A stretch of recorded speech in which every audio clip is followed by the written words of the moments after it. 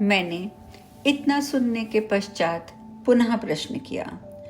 जो कुछ आपने कहा है ईश्वर, वह सुनने में तो बड़ा आसान लगता है, लेकिन जब निर्णय का पल आता है तब अक्सर भय ही जीत जाता है। ऐसा क्यों होता है? ईश्वर बोले, क्योंकि तुम्हें भय में ही जीना सिखाया गया है।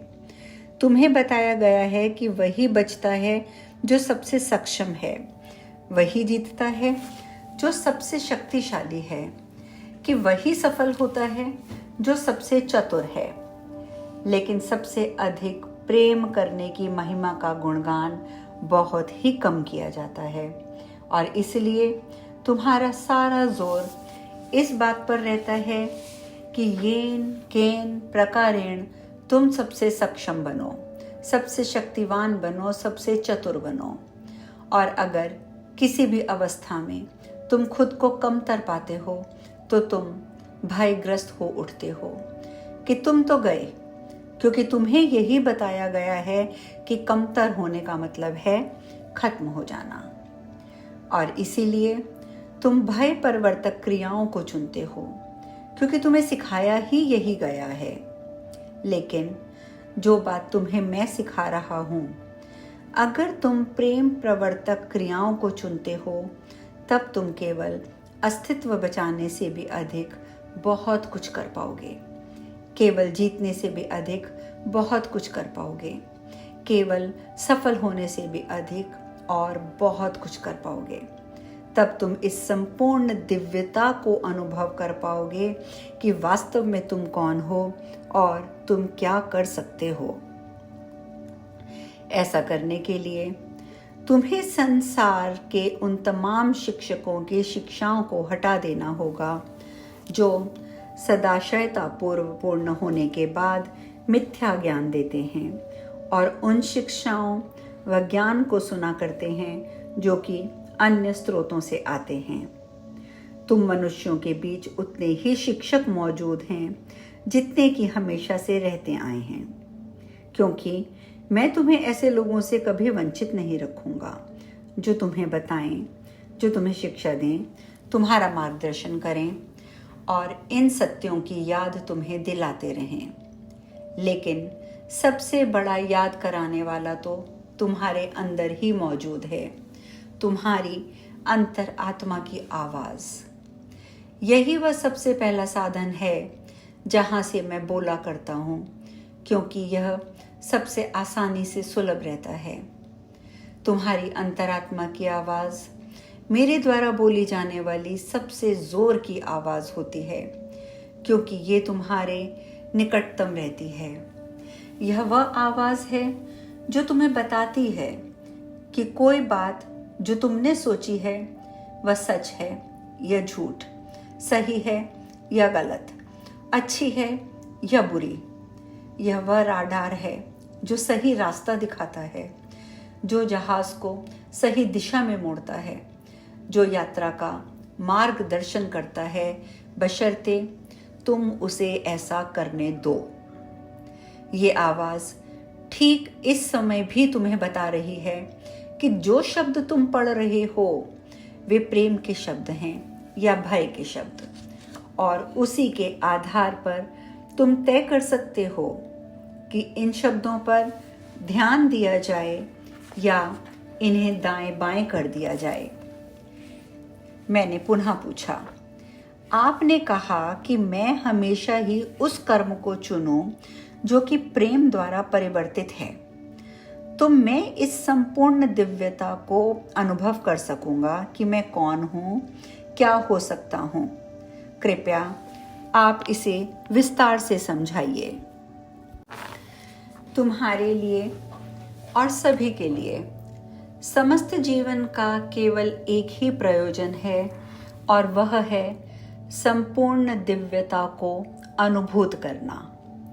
इसके अलावा जो कुछ भी तुम कहते हो, जो कुछ भी तुम सोचते हो, जो कुछ भी तुम करते हो, उसे केवल इस उद्देश्य का ही सहायक समझो। तुम्हारी आत्मा को इसके अलावा करने को और कुछ भी नहीं है, और ना ही तुम्हारी आत्मा इसके अलावा और कुछ करना चाहती है। इस उद्देश्य की अद्भुत बात यह है कि तुम्हारा कोई अंत नहीं है। किसी चीज के अंत होने का अर्थ होता है उसका सीमित होना, लेकिन ईश्वर का प्रयोजन ऐसा किसी भी सीमा में नहीं बंधा है। अगर कभी ऐसा पल आए कि तुम स्वयं को पूरी दिव्यता से अनुभूत करो, तो उसी पल में तुम एक और ऐसी महानतर दिव्यता की कल्पना भी करोगे जो तुम्हें प्राप्त करती है। जितने अधिक तुम हो उससे भी अधिक तुम हो सकते हो, और जितना अधिक तुम हो सकते हो उससे भी अधिक हो सकते हो। सबसे गहरा रहस्य ये है कि जीवन कोई अन्वेषण प्रक्रिया नहीं बल्कि रचने की प्रक्रिया है। तुम स्वयं का अन्वेषण नहीं कर रहे हो बल्कि स्वयं को नए सिरे से रच रहे हो। इसलिए ये पता लगाने में मत रहो कि तुम कौन हो, बल्कि ये जानने की कोशिश करो कि तुम कौन बनना चाहते हो। कुछ ऐसे भी लोग हैं जो कहते हैं कि जीवन एक स्कूल है, हम यहाँ पर कुछ विशेष पाठ पढ़ने के लिए आए हैं कि जब हम स्नातक हो जाएंगे, स्नातक हो जाएंगे, तब हम और भी बड़े पाठ पढ़ने आगे जाएंगे, इस शरीर के बंधन में बंधे बिना ही। क्या ये सही है? ये मेरा आपसे प्रश्न है। ईश्वर बोले, ये तुम्हारे ही उन धर्म ग्रंथों में का एक कहना है जिनमें कि मनुष्यों को जैसा लगा वैसा लिख दिया गया। मैंने पुनः पूछा, तो क्या जीवन एक स्कूल नहीं है? ईश्वर बोले, नहीं। मैंने पुनः पूछा, क्या हम यहाँ पाठ पढ़ने के लिए नहीं आए हैं? ईश्वर ने कहा, नहीं। मैंने कहा, तो फिर हम यहाँ क्यों आए हैं? ईश्वर बोले, तुम कौन हो ये याद रखने और पुनः रचना करने के लिए। मैंने तुम्हें बताया है, कई बार बताया है, तुम मेरा विश्वास ही नहीं करते हो। फिर भी मेरी बात अडिग है। सच में अगर तुम स्वयं को वैसा नहीं बनाते हो जो कि तुम हो, तो फिर तुम वह हो ही नहीं सकते हो कि जो तुम हो। मैंने पूछा, आपने तो मुझे उलझा दिया। अभी हम थोड़ा स्कूल पर वापस चलते हैं। एक के बाद एक अनेक गुरु बताते आए हैं कि जीवन एक स्कूल है, लेकिन आपसे सुनकर ऐसा तो नहीं लग रहा। मैं तो स्तब्ध हो गया।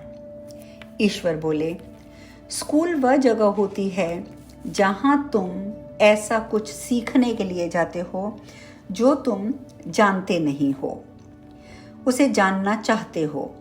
स्कूल कोई ऐसी जगह नहीं होती कि तुम केवल ऐसा कुछ अनुभव करने के लिए चले जाओ कि तुम जानते हो। जीवन, जैसा कि तुम इसे कहते हो, तुम्हारे लिए एक अवसर है कि जो कुछ तुम धारणा के रूप में पहले से ही जानते हो उसे अनुभव सिद्ध करने जानो। ऐसा करने के लिए तुम्हें कुछ सीखने की आवश्यकता नहीं है। तुम्हें कुछ याद रखना है तो वह जो कि तुम पहले से ही जानते हो, और तदनुसार कर्म करते रहते हो, और तुम्हें कर्म करते रहना है बस। मैं बोला, मुझे नहीं लगता कि मैं ये बात समझ पा रहा हूँ। ईश्वर बोले, चलो फिर से शुरू करते हैं। आत्मा, तुम्हारी आत्मा, वह सदैव ही सब जानती है जो कि जानने योग्य है। उससे भी कुछ नहीं छिपा है और ना ही उसके लिए कुछ अज्ञात है। लेकिन केवल जानना ही काफी नहीं है, आत्मा उसे अनुभव भी करना चाहती है।